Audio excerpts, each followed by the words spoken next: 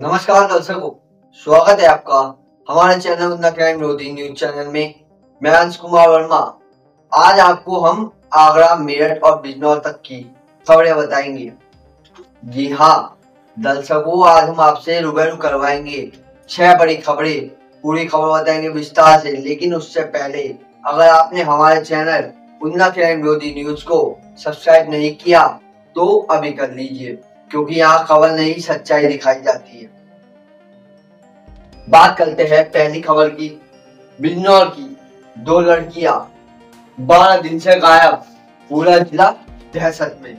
और अब बात करते हैं दूसरी खबर की। शदाब जकाती पर गंभीर आरोप, पुलिस गिरफ्तारी, वकील का बड़ा बयान। और अब बात करते हैं तीसरी खबर की। 6 महीने की दुल्हन की दहेज में हत्या, ससुराल ने अधमरी हालत में मायके में फेंका, दिल दहला देने वाली घटना। और अब बात करते हैं चौथी खबर की। बिजनौर में भीषण हादसा, स्कूल प्रिंसिपल की मां की आग में दम घुटने से मौत, पूरा इलाका सदमे में। अब बात करते हैं पांचवी खबर की। बिजनौर में रहस्यमय लापता पप्पू सिंह के परिवार का रोकर बुरा हाल। और अब बात करते हैं छठी खबर की। जौनपुर के में मासूमों पर टीचर का क्रूर व्यवहार, वीडियो देखकर उड़ जाएंगे होश। पहली खबर, आज हम लेकर आए हैं बिजनौर से जुड़ी उस खबर का अद्यतन जिसने पूरे जिले ही नहीं बल्कि पूरे प्रदेश को चिंता में डाल दिया है।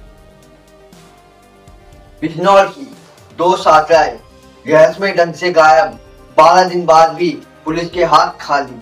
दर्शकों, यूपी के बिजनौर जिले से 2 छात्राओं के रहस्यमय तरीके से गायब होने की घटना अब बेहद गंभीर रूप ले चुकी है।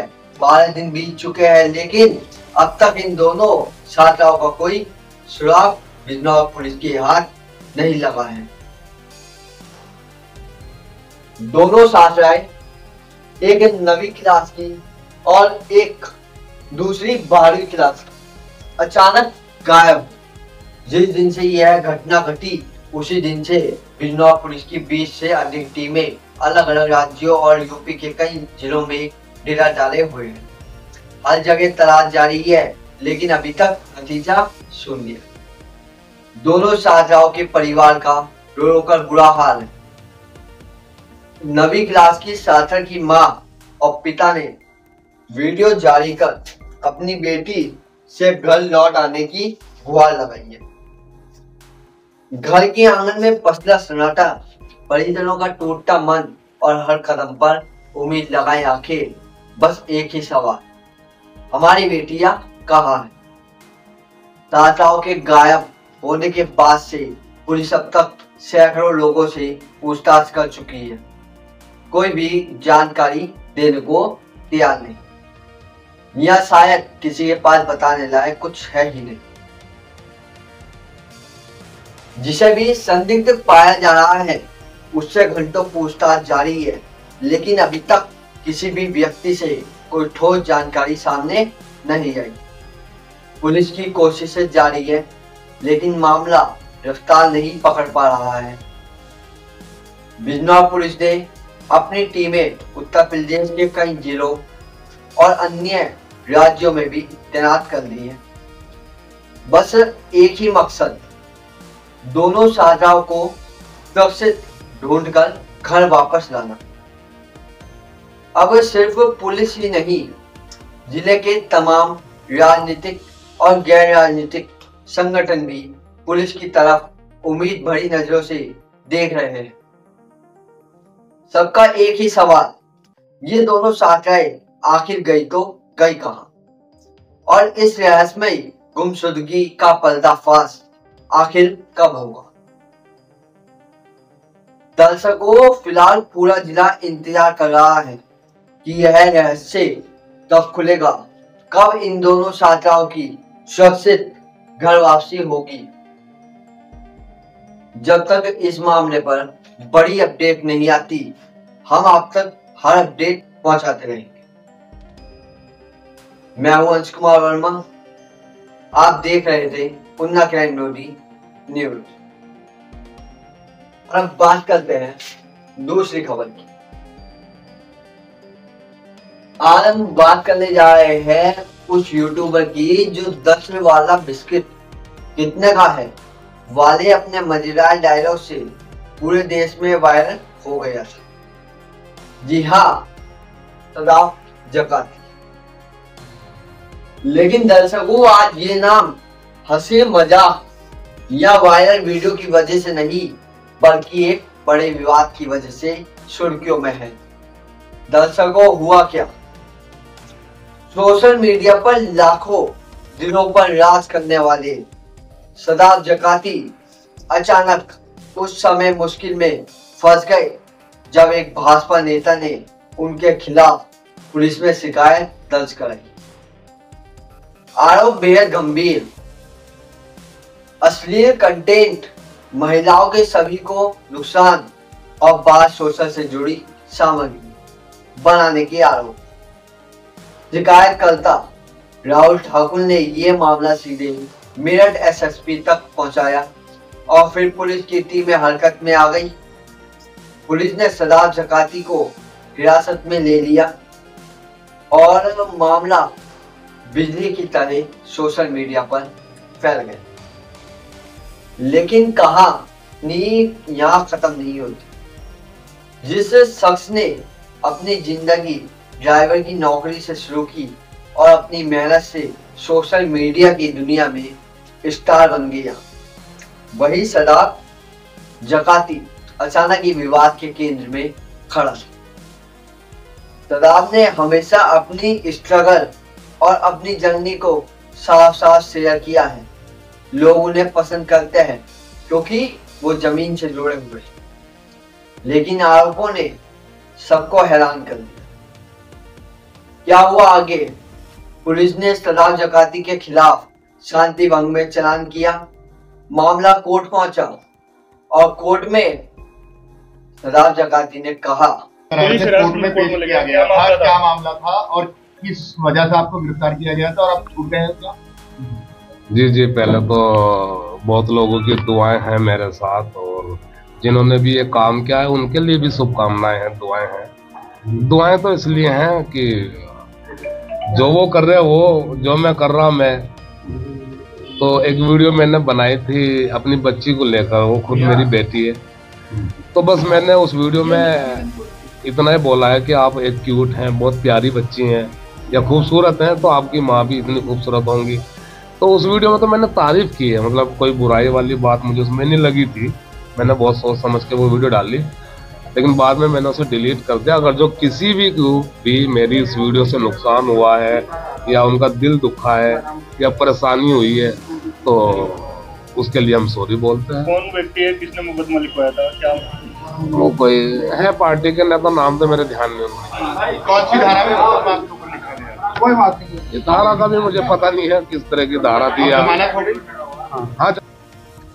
अगर मेरे कंटेंट से किसी की भावनाएं आहत हुई हो तो मैं माफी मांगता हूँ। माफीनामा दाखिल करने के बाद कोर्ट ने उन्हें जमानत दे दी। क्या नाम है आपका? मेरा नाम सैयद मोहम्मद जामिन। वकील साहब, क्या हुआ था आज? शादाब को गिरफ्तार किया गया था, जमानत मिल गई, क्या मामला था, क्या कोर्ट के सामने पेश हुए, क्या था? शादाब भाई ने एक वीडियो बनाई थी अपनी बच्ची के साथ, उसमें बच्ची की तारीफ की थी और अपनी वाइफ की, बच्ची की माँ की।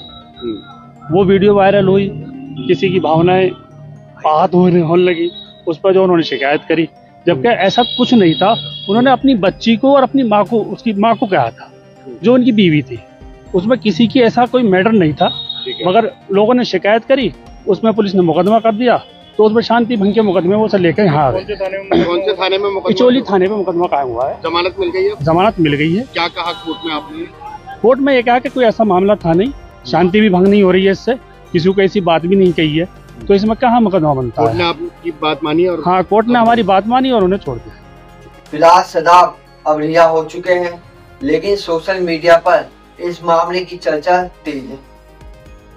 दर्शकों, सदाब जकाती जैसे क्रिएटर एक पल में स्टार बन जाते हैं और एक ही पल में विवादों में घिर भी जाते हैं।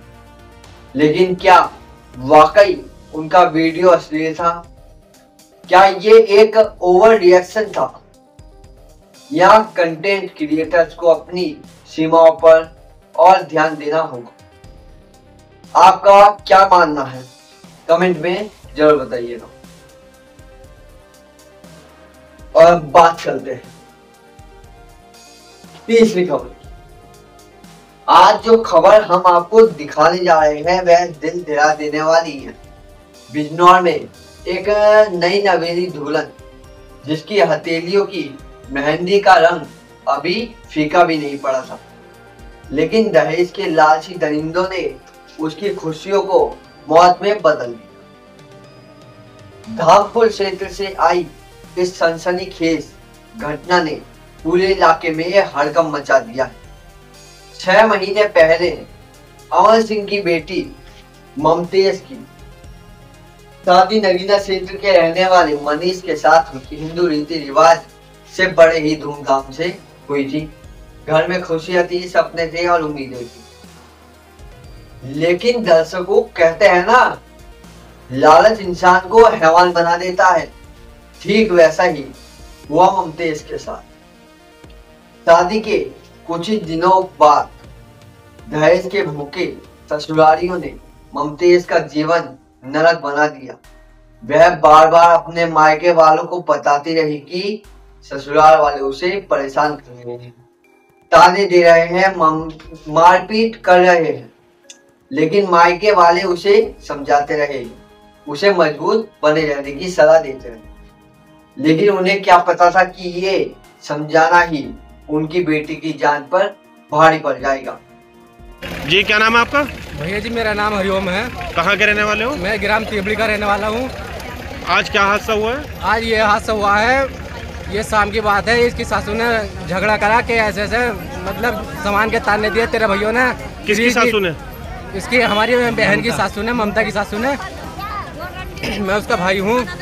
तो इसकी सासू ने शादी कहाँ हुई भी आपकी बहन की? शादी उसमें हर गाँव चांदन में। क्या हुआ वहाँ पर? तो उसने यही धमकी दे रही थी कि मुझे वॉशिंग चाहिए, वॉशिंग मशीन चाहिए, कूलर चाहिए, अब फ्रिज चाहिए, सोने की अंगूठी चाहिए। मैंने कहा 2 लाख रुपए हमारे बस की बात नहीं है। मैंने मना कर दी थी शुरू में ही। तो नु कहती है ना तुझे खाट पे सड़ा दूंगी। और रात बात होती है मेरी फ़ोन पे, तो उसकी इनकी बिचौलनी कहती है कि तुझे वहीं तीवड़ी मार के मारूंगी। मैं था बाहर, मैं होता तो भाई साहब वहीं आता घर पे ही। आज दर्शकों मामला सिर्फ प्रताड़ना तक नहीं रुका, बल्कि दूल्हे मनीष, सास रानी देवी, ससुर भीम सिंह और परिवार के अन्य लोगों ने योजनाबद्ध तरीके से ममतेज को मौत के घाट उतार दिया। और तो और वारदात को अंजाम देने के बाद इन दरिंदों ने अधमरी हालत में ममतेज को उसके मायके के दरवाजे पर फेंक दिया।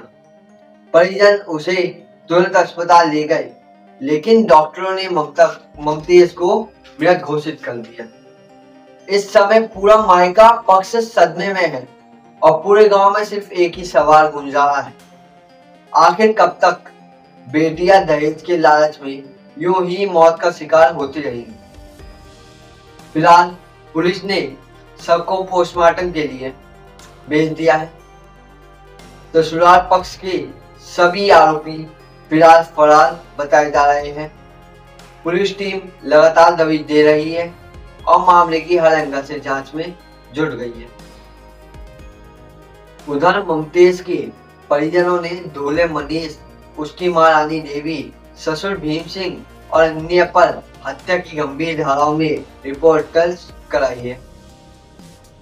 यह दर्दनाक घटना एक बार फिर समाज को सोचने पर मजबूर कर रही है। क्या एक बेटी की जिंदगी सिर्फ दहेज की रकम जितनी ही होती है? दर्शकों, इस खबर पर हमारी नजर लगातार बनी हुई है। जैसे ही कोई बड़ा अपडेट आएगा हम आपको तुरंत अवगत कराएंगे। और बात करते हैं चौथी खबर की। आज हम आपको बिजनौर से आई एक बेहद दर्दनाक और दिल दहला देने वाली खबर बताने जा रहे हैं। दर्शकों, बिजनौर के मॉडर्न एरा पब्लिक स्कूल की प्रिंसिपल डॉक्टर सीमा विश्वास के घर आज एक ऐसा हादसा हुआ जिसने पूरे इलाके को स्तब्ध कर दिया। जानकारी के अनुसार डॉक्टर सीमा विश्वास रोज की तरह स्कूल जाने के लिए अपने घर से निकल गई थी, लेकिन इस बात से बिल्कुल अनजान थी कि उनके पीछे उनका परिवार एक बड़े हादसे का शिकार होने वाला है। उनकी माता अर्चना विश्वास घर पर ही रह गई थी और दर्शकों जैसे ही प्रिंसिपल स्कूल पहुंची तभी अचानक उनके घर में आग लग गई। आग लगने के कारण पूरे घर में घना धुआं फैल गया। बताया जा रहा है कि अर्चना विश्वास पहले से ही सांस की बीमारी से पीड़ित थी और अब जब धुआं पूरे कमरे में फैल गया तो वह इसे बर्दाश्त नहीं कर पाई। दम घुटने की वजह से वह वहीं बेहोश होकर गिर पड़ी। उधर स्कूल में मौजूद डॉक्टर सीमा विश्वास को जब आग लगने की सूचना मिली तो तुरंत स्टाफ के साथ भागते हुए घर पहुंची। फायर ब्रिगेड को भी मौके पर बुलाया गया, लेकिन जब कमरे का दरवाजा खोला गया तो अंदर अर्चना विश्वास बेहोशी की हालत में पड़ी थी। उन्हें तुरंत अस्पताल ले जाया गया, लेकिन डॉक्टर्स ने उन्हें मृत घोषित कर दिया। दर्शकों, एक तरफ आग की लपटें, दूसरी तरफ धुएं का कहर और उसी धुएं ने एक मां की सांसें हमेशा के लिए छीन ली। यह हादसा पूरे बिजनौर में चर्चा का विषय बना हुआ है और स्कूल स्टाफ से लेकर स्थानीय लोग तक गहरे सदमे में। और अब बात करते हैं पांचवी खबर। आज हम आपको एक बेहद ही चिंताजनक और दर्दनाक खबर बताने जा रहे हैं। बिजनौर के नजीबाबाद क्षेत्र के रहने वाले पप्पू सिंह अचानक लापता हो गए हैं। मिली जानकारी के अनुसार पप्पू सिंह, जो लगभग 40 वर्ष के हैं और ओम प्रकाश सिंह के पुत्र हैं, अपने साले की शादी में शामिल होने के लिए 5 नवंबर को अपने परिवार के साथ मुरादाबाद जिले के बिलाली क्षेत्र के गांव रहता माफी गए थे। शादी में शामिल होने के बाद 12 नवंबर को सुबह करीब 8 बजे वह अपने गांव भोगपुर नजीबाबाद लौटने के लिए घर से निकले, लेकिन तब से उनका कोई पता नहीं चला। कहाँ की रहने वाली हो? भोगपुर। क्या मामला हुआ बताइए। मेरे पापा शादी में गए थे रहटा माफी मुरादाबाद की साइड। 12 तारीख से लापता है, उनका अभी तक कुछ अता पता नहीं है। हमने पुलिस में रिपोर्ट भी दर्ज कराई है, अभी तक कुछ पता नहीं चला। और उनके पास फोन भी है, क्या नाम, पुलिस वालों ने उनकी कोई कॉल डिटेल नहीं निकाली। पुष्पा। कहाँ की रहने वाली हो आप? भोगपुर से। जी बताइए क्या मामला है। आज 15 दिन हो गए, 12 तारीख से लापता है। कौन लापता है? मेरे पति। अच्छा, कहाँ से लापता हुए हैं? रहटे से। ये कहाँ पड़ता है? रहटा मुरादाबाद के पास में। अच्छा, कितनी तारीख को जो है लापता हुए थे? किस तरीके से हुए थे? 12 तारीख से। कैसे हुए थे? क्या करने वहाँ पर गए थे? शादी में गए थे भाई की। जी। बस पैसे मांगे थे उन्होंने मुझसे, उनको पैसे दे दे, तो 1000 रुपये में घर जा रही हूँ। जी। घर जाने इतनी क्या और भी एकदम निकल ही गए बस। अब जब से उनका कोई अता पता नहीं है? पता नहीं। पुलिस में रिपोर्ट लिखवा दी आपने? पुलिस में रिपोर्ट भी करवा दी जी। कुछ छानबीन नहीं हो रही। मोबाइल चलाते थे वो? जी। ब्रजपाल सिंह। ये आपके पड़ोसी कब से लापता हैं? ये 12 तारीख से लापता हैं और ये अपने साले की शादी में गए थे। जी। तो वहाँ से घर को आने के लिए आए थे, बस बाकी उनका जब से कोई आता पता नहीं है। और पुलिस ने भी कंप्लेंट कराई, पुलिस ने भी कोई सहयोग नहीं कर रही है। बहुत ढूंढ पहाड़ है, कोई नहीं पता चला। कौन से थाने में रिपोर्ट लिखी गई इनकी? नजीबाबाद भी लिखवाई, डिलिया भी लिखवाई है। अच्छा, तो आप बता रहे फोन भी था उनके पास? फोन की फोन था, फोन एक दिन चला, उसके बाद फोन बंद हो गया, अब तक फोन नहीं लग रहा। तो क्या पुलिस ने लोकेशन निकाली है उस फोन की? कोई लोकेशन नहीं निकाली अभी तक कोई लोकेशन नहीं निकाली। राजेश कुमार। राजेश जी, आपके भाई कब से लापता है? 12 तारीख से। कहाँ गए थे और किस तरीके से लापता हुए हैं? ये रेट गए थे, अपने साले की शादी में गए थे। ठीक ठाक गए थे, मुझसे फिर लापता हो गए 12 तारीख को। अच्छा। बहुत इधर उधर भागे फिर नहीं मिल गया, मेरा भाई मिल जाना चाहिए। अच्छा, आपने रिपोर्ट वगैरह लिखवाई है? हाँ जी, रिपोर्ट लिखवाई। तो क्या पुलिस ने अभी तक आप लोगों की मदद की है? नहीं, कोई मदद नहीं कर रही। सिर्फ रिपोर्ट लिख ली और इसके अलावा कोई कार्रवाई नहीं? ना ना। आप गए एक दो बार और वहाँ पर उस जगह पर? वहाँ जी आए, मेरा लड़का गया था और ये वहीं थे भतीजे मेरे बाबू। क्या चाहते हैं आप? हमारा भाई मिल जाना चाहिए बस। ठीक, कितनी उम्र है उनकी? 40 साल। अच्छा, कितने बच्चे हैं? एक लड़की है, जी। परेशान बच्चे। पप्पू की लौटी बेटी सलोनी ने बताया कि उनके पिता ने तो अपने गांव लौटे और ने ही वापस मामा के घर पहुंचे। मोबाइल फोन भी स्विच ऑफ है और 15 दिन बीत जाने के बाद भी उनका कुछ सुराग नहीं मिला। इस घटना ने पप्पू के परिवार को पूरी तरह से हिलाकर रख दिया है। पत्नी और बेटी का रोकर बुरा हाल है। परिवार में पप्पू एकमात्र कमाने वाले हैं और उनके लापता हो जाने से घर में आर्थिक और मानसिक संकट छा गया। पुलिस ने इस मामले में गुमशुदगी की रिपोर्ट दर्ज कर ली है, लेकिन अभी तक उनके मोबाइल की लोकेशन ट्रेस नहीं हो पाई है। हम सभी दर्शकों से अपील करते हैं, इस खबर को अधिक से अधिक शेयर करिए। अगर आपको तस्वीर में दिख रहे पप्पू कहीं दिखाई दे तो नीचे स्क्रीन पर दिए गए नंबर पर तुरंत संपर्क जरूर करें। आपका एक प्रयास ही परिवार को उनकी खुशियां और वापस लौटा सकता है। दर्शकों, यह घटना हमें यह याद दिलाती है कि परिवार का हर सदस्य अनमोल है। पप्पू को उनके घर और परिवार तक सुरक्षित पहुंचाने में आपकी मदद बहुत मायने रखती है। तो दर्शकों, कृपया इसे शेयर करें, जानकारी फैलाएं और पुलिस तथा परिवार की मदद करें। और अब बात करते हैं छठी खबर की। दर्शकों, जैसा कि आपने शुरुआत में देखा कि एक मैडम छोटे छोटे बच्चों की कुटाई कर रही है। दरअसल यह पूरा मामला जौनपुर के बदलापुर थाना क्षेत्र के बलुआही से सामने आया है, जहां एक पब्लिक स्कूल में मैडम का पारा इतना हाई हो गया कि छोटे छोटे बच्चों पर जमकर बरस। सोशल मीडिया पर वायरल हो रहे इस वीडियो में देखा जा सकता है कि टीचर बच्चों को एक एक कर मार रही है और ऊपर से बोल रही है, सारी जिम्मेदारी क्या मेरी है। सारी जिम्मेदारी मेरी है, सारी जिम्मेदारी मेरी है। अब बोल बना के खिलाएंगे, बोलो बोल बना के खिलाएंगे। वीडियो देखकर ऐसा लग रहा है मानो घर का सारा गुस्सा स्कूल के मासूम बच्चों पर निकाल रही हो। आप खुद सोचिए, जिन नन्हे बच्चों के हाथ में कॉपी किताब होनी चाहिए, उनके दिमाग में डर, चीखे और मार की आवाज भर दी गई। मामला सामने आते ही अभिभावकों में भारी रोष है। लोगों का कहना है कि स्कूल प्रबंधन लापरवाह है और ऐसी शिक्षिका पर तुरंत कार्रवाई होनी चाहिए।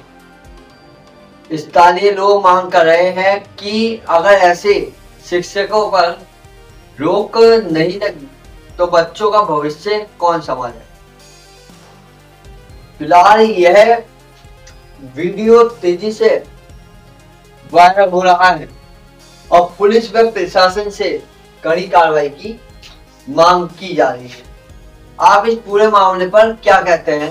क्या ऐसे शिक्षकों को स्कूल में रहने का हक है? अपनी राय कमेंट में जरूर लिखें। यही थी अभी तक की बड़ी खबरें। जुड़े रहिए उन्नत क्राइम विरोधी न्यूज के साथ, क्योंकि यहाँ खबर नहीं सच्चाई दिखाई जाती। और हाँ, ऐसे ही वायरल रिपोर्ट्स के लिए चैनल को लाइक, शेयर और सब्सक्राइब जरूर करें। मैं अंश कुमार वर्मा, उन्नत क्राइम विरोधी न्यूज चैनल से। अच्छा दर्शकों, नमस्कार।